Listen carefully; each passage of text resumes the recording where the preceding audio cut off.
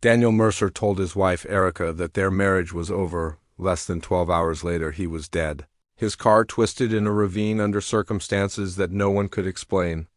What first appeared to be a tragic accident quickly unraveled into a web of secrets, betrayal, and quiet revenge, with every clue pointing to a plan darker than anyone had imagined. Daniel Mercer had never been the kind of man to make impulsive decisions. Everything in his life followed a schedule: his morning jog at 6:30, black coffee at 7:15, and the same 10-minute drive to the office he'd made for over a decade. To friends, he seemed predictable, stable, even admirable. But beneath that calm exterior, something had been unraveling for months. No one saw it coming when, on a late Thursday evening, Daniel sent a simple text to his wife, Erica. "It's over, I'm sorry." There had been no public arguments, no custody threats, no talk of separation. The suddenness of Daniel's message stunned everyone who knew the couple. Their marriage wasn't perfect, but by most accounts it had survived worse storms. They had 2 children, a modest home in Maple Hollow, and a reputation as the kind of family you'd find smiling at a neighborhood barbecue. That image shattered with the press of a send button. What most people didn't know was that Daniel had recently moved into a small, furnished rental house about 10 miles outside town. He hadn't told many people, just a few colleagues and his sister Marlene. The house itself sat on a narrow street, its mailbox still bearing the name of the previous tenant. Daniel had only been there for 2 weeks, yet already his routines were changing. He stayed late at work, he didn't return calls. The man who once micromanaged his calendar now avoided commitments altogether. Some of his coworkers assumed it was stress. The firm was going through a quiet audit, and Daniel was known for perfectionism. But those closest to him noticed more than that. He'd lost weight. He seemed distracted, staring at nothing during meetings, responding slowly when spoken to, and there were whispers about a woman. No one had seen her, but a neighbor near his rental had mentioned a sleek, unfamiliar car pulling into the driveway late at night. The rumor mill spun quietly, nothing confirmed, but curiosity simmered. That Thursday, Daniel's workday passed uneventfully. He logged off his computer at 5:32 p.m., nodded goodbye to the receptionist, and walked out with a half-empty coffee thermos in hand. Surveillance footage from the parking lot showed nothing unusual. He looked tired but not upset. He got into his car, pulled out smoothly, and disappeared into the evening traffic. At 6:10 p.m., Daniel stopped by a local grocery store. Receipts showed he bought eggs, a loaf of bread, and a bottle of red wine. Odd, given he had no guests planned and wasn't known to drink. At 7:22, a security camera outside his rental captured him carrying the items inside. For nearly 2 hours, nothing else was recorded until 9:43 p.m. When phone records show he sent Erica the message, "It's over, I'm sorry." It was the last direct communication he ever made. Erica didn't respond right away. Her phone log showed she tried calling him minutes later, but he didn't pick up. She sent 2 follow-up messages, one confused, the other angry. Neither got a reply. At 10:12 p.m., she called his sister, clearly upset. By 10:30, she was calling around, trying to locate him, her voice growing more frantic. But Daniel was silent. And inside his dimly lit rental home, everything appeared undisturbed. His phone, oddly, wasn't found the next day. It was missing entirely, an unusual detail, considering Daniel always kept it within arm's reach. His laptop sat closed on the desk, and the wine bottle remained unopened on the counter. The next morning, Daniel's car would be discovered wrecked in a wooded ravine just outside town. Emergency services received the call at 7:23 a.m. Jogger had seen the twisted metal just off a curve in the road. Daniel was already gone when they pulled him from the wreckage. The crash looked severe, but something about it didn't quite add up. There were no signs he had tried to brake, no skid marks on the road. His seatbelt was unbuckled, and the damage to his skull wasn't entirely consistent with a high-speed collision. News of Daniel's death spread fast through Maple Hollow. At the office, phones rang endlessly as coworkers shared the shocking update. Erica, still processing the breakup message from the night before, now found herself widowed. For most people, the story ended there, a tragic accident that claimed a husband, father, and friend. But for the small group who knew Daniel best, those who had seen his strange behavior, his secretive moves, and the eerie calm before his final night questions began to form. The timing was too perfect, the message too sudden, and the crash too clean. By the time the sun set that Friday, what had seemed like a random tragedy was quickly becoming something darker, something that didn't feel like an accident at all. The morning Daniel Mercer died was unremarkable on the surface. The skies were clear, the roads dry, and traffic was light as usual on the stretch of Highway 14 just outside Maple Hollow. Yet, by 7:23 a.m., police and emergency responders were gathered near a wooded ravine, staring at the crumpled remains of Daniel's silver sedan. It had veered off the road, smashed through the metal guardrail, and tumbled into the trees below. The scene looked like a tragic accident, but the details would quickly raise more questions than answers. The first call came from a local jogger who ran that trail every morning. She had noticed the broken guardrail and a glint of metal through the trees. When she got closer, the horror became clear. A vehicle had crashed hard, flipped once, and come to a stop against a large pine. Inside, Daniel Mercer was found slumped forward, lifeless, the interior of the car soaked with blood. He was alone. The front of the car was crushed inward, the driver's side door dented and jammed shut. Paramedics pronounced him dead on the scene. At first glance, it looked straightforward, a one-vehicle crash, no witnesses, no obvious cause. But when the sheriff's department began processing the site, inconsistencies began to emerge. The most immediate red flag was the seatbelt. Daniel, a man known for his meticulous habits, wasn't wearing it. Even more unsettling, there were no skid marks on the road. No sign of braking, no swerve, not even a correction. It was as if he had driven straight off the highway without reacting. His phone was nowhere in the car. Investigators searched the surrounding area, assuming it had flown out during the crash. But hours later, after combing through brush and branches, they found nothing. That phone, Daniel's constant companion, had vanished. Adding to the unease, the airbag on the passenger side had deployed, but the driver's side had not. The black box from the car, which recorded impact data, showed that the car had maintained a consistent speed before the crash, with no recorded input from the brakes or steering in the moments leading up to it.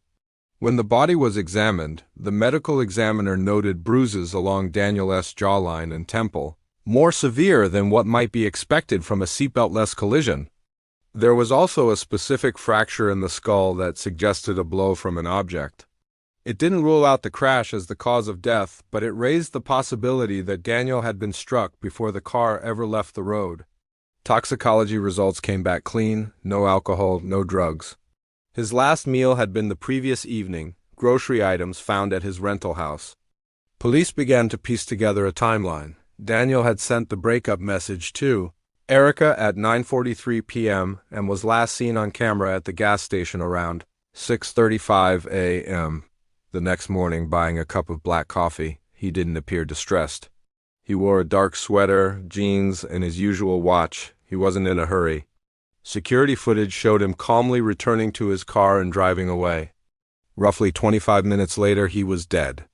Detectives canvassed the area near the crash, searching for any witnesses. A local farmer who lived a mile from the curve mentioned seeing a black SUV parked on a gravel path around the time of the crash. He didn't think much of it until the news of Daniel's death broke. The SUV was gone by the time authorities arrived.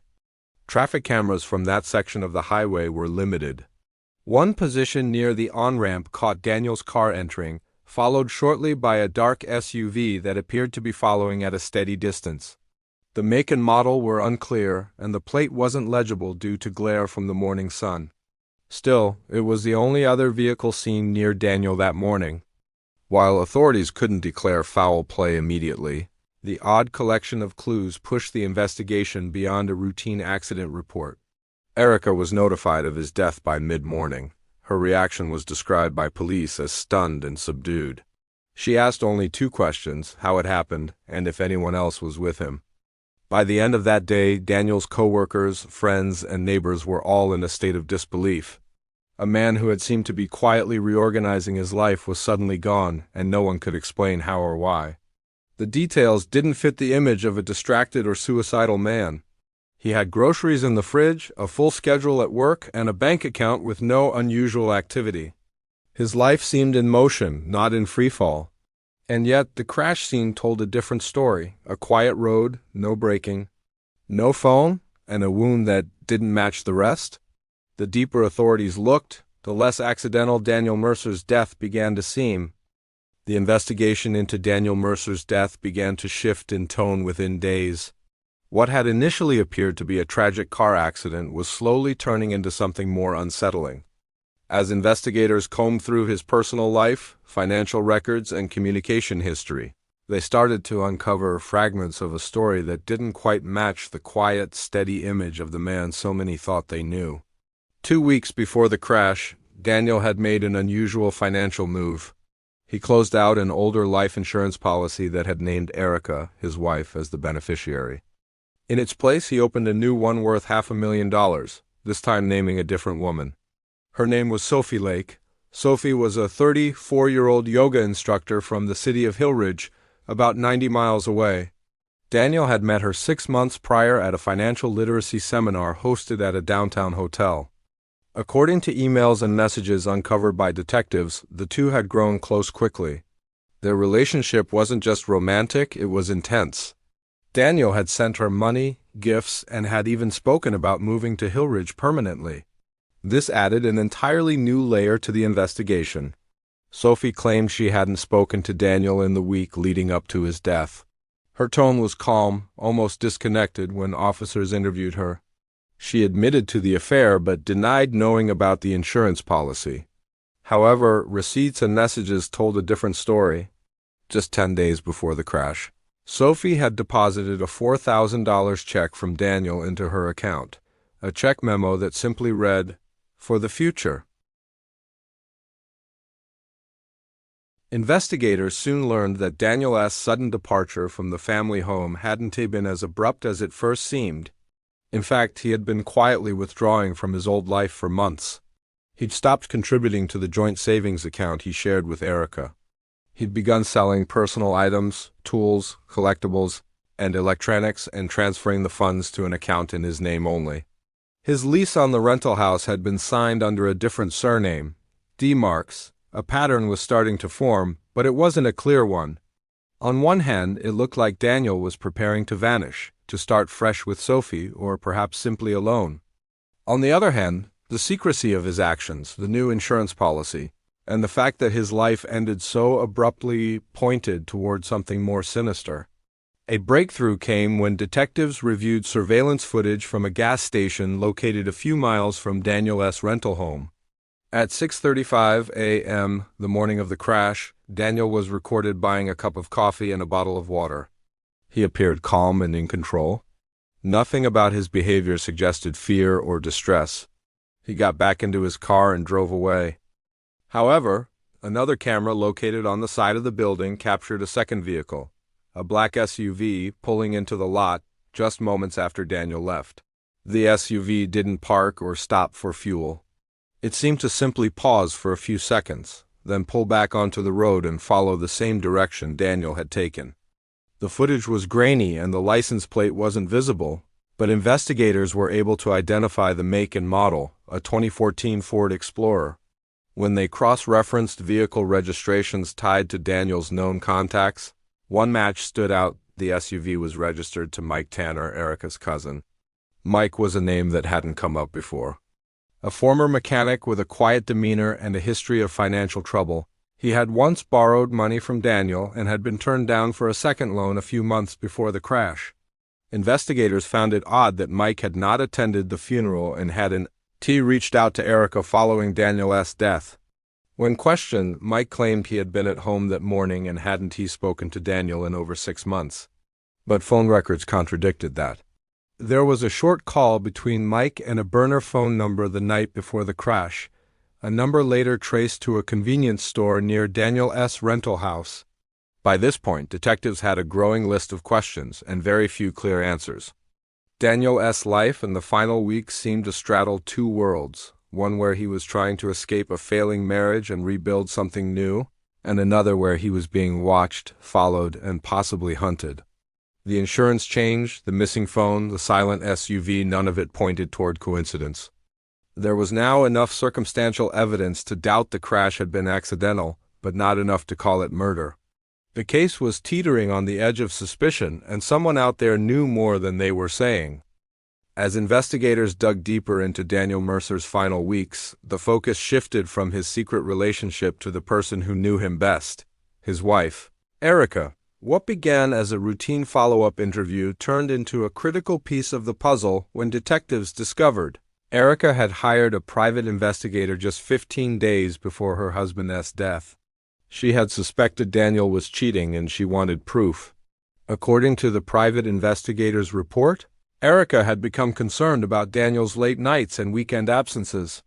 She had seen unfamiliar charges on their joint credit card and noticed a second phone in Daniel's gym bag, a phone she later said vanished when she brought it up. The investigator confirmed Daniel had been meeting with Sophie Lake on multiple occasions and even provided photos of the two entering his rental house together. Erica had received this report just a week before the crash. Though her initial reaction appeared subdued, her actions behind the scenes told a different story. Financial records showed that the day after receiving the report, Erica began withdrawing large sums of money from the couple's shared savings. Over the course of 3 days, she pulled nearly $14,000 in cash, an unusual move for someone with no known debts or plans to relocate. When questioned, Erica told investigators she was preparing for a future without Daniel, assuming a divorce was imminent. But the timing raised questions. The last of those withdrawals occurred just hours before Daniel's fatal crash. Detectives also uncovered a set of encrypted messages sent from a laptop at Erica's home. The messages were stored in a deleted folder on her email account but were recovered through forensic analysis. They were between Erica and an unknown contact using an encrypted email platform, with most of the messages referencing the clean break, timing, and no loose ends. Though no names or specific plans were mentioned, the tone suggested coordination, possibly even planning. For weeks, police had been puzzled by Daniel's missing phone. It had never been found in the wreckage or in the surrounding forest, and Sophie had denied having access to it. But when they traced activity on his cloud account, they discovered that the phone had pinged once more, not near the crash site, but from a cell tower near Erica's neighborhood nearly an hour after the crash. It had connected briefly, possibly during an attempt to wipe or disable it. After that, the signal vanished permanently. Attention then returned to Mike Tanner, Erica's cousin, whose black SUV had been seen trailing Daniel on the morning of the crash. When authorities visited Mike's home, they found the vehicle parked behind a detached garage. It had recently been cleaned inside and out, to an unusual degree. Though Mike denied any wrongdoing, the timing of the car wash was suspicious. Police also discovered that the SUV's dashcam had been removed. When asked about it, Mike claimed it had been broken for months. Investigators weren't convinced. A closer look at Mike's financial records showed an unexpected cash deposit of $5,000, made just days after the crash. He claimed it was a repayment from a friend, but the source couldn't be verified. Erica, meanwhile, had sent a single bank transfer in the exact same amount to an unnamed contact just 48 hours earlier. No explanation was provided for the transfer. As the pieces fell into place, the theory began to emerge. Erica, aware of Daniel's affair and the change to his life insurance policy, had been blindsided by his decision to leave. The new policy excluded her entirely, and with the affair becoming public, her social standing and financial future were in jeopardy. Motivated by a mix of anger and desperation, she may have sought help from the one person she trusted to stay quiet, Mike. Yet, without a confession, authorities couldn't charge either of them. The evidence, while compelling, was circumstantial. There were no eyewitnesses, no physical proof tying Mike to the crash, no direct communication that spelled out a murder plot. The SUV, though suspicious, yielded no forensic evidence that could prove Daniel had been in contact with it that morning. Erica maintained her innocence throughout. She claimed she had no involvement in Daniel's death and that the money withdrawals were made in anticipation of legal fees and family needs. Mike refused to answer any more questions, citing legal counsel. With no smoking gun, the case stalled. But in the minds of the investigators and many in Maple Hollow, doubt lingered. Too many details didn't add up. The messages, the money, the missing phone, the timing. All of it pointed toward something far more deliberate than an accident on a quiet road. And still, no one had been charged. Months passed, and Daniel Mercer's case lingered in a strange, unresolved limbo. Officially, his death was classified as undetermined, a term that satisfied legal requirements but offered no real comfort to his grieving family or the community of Maple Hollow. Rumors continued to circulate in quiet conversations at church, whispered exchanges in the grocery store, and anonymous threads on local forums. Some believed Daniel's crash was an unfortunate accident. Others were convinced it had been carefully orchestrated. What everyone agreed on was that the full truth had yet to surface. The black SUV, the last known vehicle to follow Daniel, remained a symbol of suspicion. Investigators had all but confirmed it belonged to Mike Tanner, Erica's cousin, but proving it was involved in the crash proved impossible. Forensic analysis found no evidence of recent impact or debris. There were no paint transfers, no fibers, no dash cam footage. Mike refused to allow a more invasive inspection, and without a warrant, which required more substantial cause, authorities were blocked. The $5,000 cash deposit in his account, suspicious as it was, wasn't enough to tie him directly to any crime. Daniel's phone remained missing. Authorities worked with the cell carrier to attempt to trace its final activity, but the signal was brief and bounced between two towers, offering no precise location. Investigators theorized the device had been powered on briefly to wipe or disable it, then destroyed or discarded. With no GPS or backup recovery from his cloud storage, the digital trail went cold. It was a crucial piece of evidence that, if recovered, might have held texts, location data, or a final recording. But now, it was gone, and with it any hope of learning what Daniel might have known or feared in those last hours. Meanwhile, Sophie Lake left town. She told police she needed a fresh start, far from the attention and suspicion that followed her after being named in connection with Daniel's death. Despite being the beneficiary of the new life insurance policy, she had not received the payout. The insurance company suspended disbursement pending the outcome of the investigation, and with the case unresolved, no funds were released. Sophie quietly moved out of Hillridge and changed her phone number. The once vibrant yoga instructor disappeared into anonymity, leaving behind only unanswered questions. Erica continued living in the same house, though her demeanor changed. Neighbors noticed she rarely went out, declined social invites, and no longer attended school events with her children. She never spoke publicly about Daniel, never made statements to the press, and kept communication with extended family to a minimum. Her attorney issued a single statement months later, asserting Erica's innocence and expressing frustration with how the investigation had been handled. Behind closed doors, she had reportedly grown paranoid and reclusive, installing additional security cameras and keeping her curtains permanently drawn. One of the final developments came from an unexpected source, the private investigator Erica had hired. After months of silence, he contacted detectives and shared a folder he had withheld from his original report. It contained time-stamped images of Daniel meeting with someone else, a man in a hoodie whose face was partially obscured, outside a diner 2 days before his death. The investigator hadn't thought much of it at the time, assuming it was a friend or colleague. But with everything that had happened, he decided to come forward. Police analyzed the footage and enhanced the image.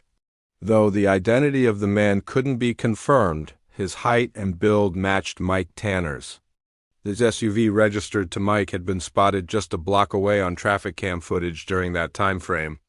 While still not definitive, the coincidence tightened the circle of suspicion. Despite mounting circumstantial evidence, no arrests were made. The district attorney cited insufficient proof for prosecution. The lack of a witness, confession, or forensic connection left the case frozen, legally paralyzed even as suspicion grew. For many, it was justice denied. For others, it was just another case where truth slipped through the cracks. Daniel Mercer's death remained a haunting mystery. A man who had tried to escape a broken life, who sent a message that should have marked a new beginning, instead met an abrupt and violent end. The timing was too sharp, the details too clean, the motives too layered to believe it was simple misfortune. Years later, Maple Hollow still remembers the case. Flowers are occasionally left at the site where his car went off the road. His name is mentioned whenever conversations turn to unsolved cases and unfinished stories. And somewhere, among the silence and secrecy, someone still carries the burden of truth. Whether it was an accident covered in shadows or a murder executed without flaw, remains a question no one has yet been able to answer.